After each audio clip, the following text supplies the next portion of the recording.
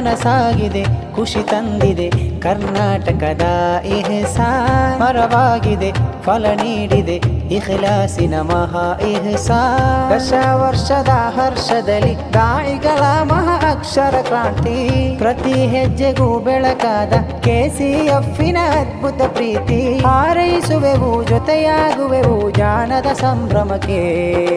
ಕವಿ ಕಸ್ತೂರಿ ಕೋಗಿಲೆ ಹಾರಿ ಶುಭ ಕತೆ ಹಾಡುತ್ತಿದೆ ಕನ್ನಡ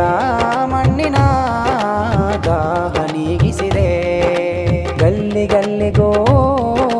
ಜ್ಞಾನ ಕರುಣಿಸಿದೆ